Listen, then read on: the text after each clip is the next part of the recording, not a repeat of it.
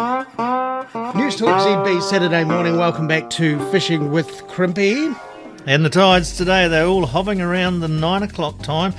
Yes, well, Stevens Islands is 9 o'clock on the dot. If you go up there, it's 2.6 metre. Havelock and Crissells, your high tide is around 10 past 9 this morning. 2.5 for Havelock, 3.7 for Crissells.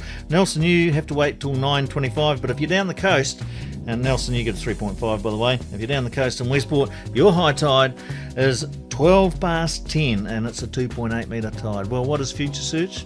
Future Search is an international process that has been developed by an American woman and her partner, and it's basically a problem-solving system which communities use when there's disparate groups in a community that can't arrive to a consensus or progress forward. And it can be used on any number of things. It's been used around the world in war-torn countries, child poverty, violence against women and families, and so on and so forth. Now, it has come to New Zealand and been used in New Zealand for the very first time. I've been fortunate enough to be on the steering committee of a group that brought it into the country to solve issues surrounding recreational fishing. And last weekend in Nelson, we had the Future Search conference. It's taken us a year to get there. And joining me in the studio, James Cameron, who was part of the Future Search weekend or conference. James, nice to have you along. Thank you.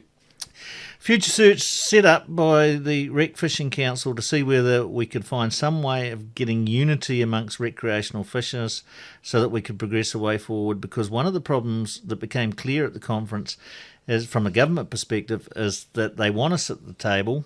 It's important for us to be part of any decisions being made about the use of the coastline, spatial equity and things like that, yet we're such a divided and fractious bunch. Now, what did you take away from the three-day conference, apart from some telephone numbers from the social side of things? had to throw that in. Yeah, thanks for that. Yeah, that's right. It was, for me, it was the meeting of minds. There was a lot of people from different corners of the recreational spectrum, and there was a lot of representation from all around the country, and those people brought together plenty of ideas. One of the big things was people coming in without preconceived ideas, but it was that sharing of information and the sharing of passion that really came through, so I took that away from it. Yeah, I thought I actually went without preconceived ideas, but once I got there and listened to people talk, I realised that I actually had some fairly firm and fixed views.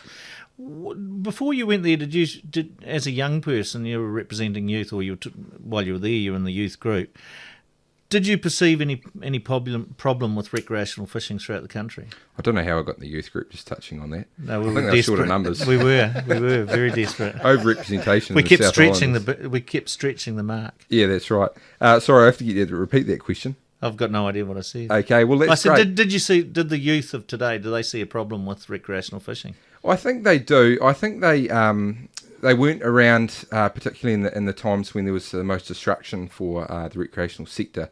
So for a lot of the youth there, it was learning about what was brought into the room, about what used to happen in the recreational sector, and it's about getting some information together on how we can make sure that isn't repeated. So for the youth, there was that focus. I also think that the youth element brought in some great new ideas and application of technology and social media and new thinking in terms of the solutions that could be brought forward or presented. So, for me, that was the big thing in terms of the youth engagement. One of the things that's surprised me is I was expecting there to be a lot more antagonism in the room. I thought, because it was not representative. Didn't you hear yourself?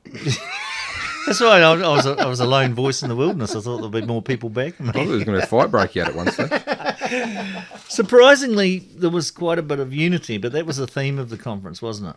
Yeah, that's right. At the end of the day, I think each person in that room, however many were, there was, 70? Yeah, around 70. Each person in that room had the same underlying themes, and that was they want what's best for the fishery long term.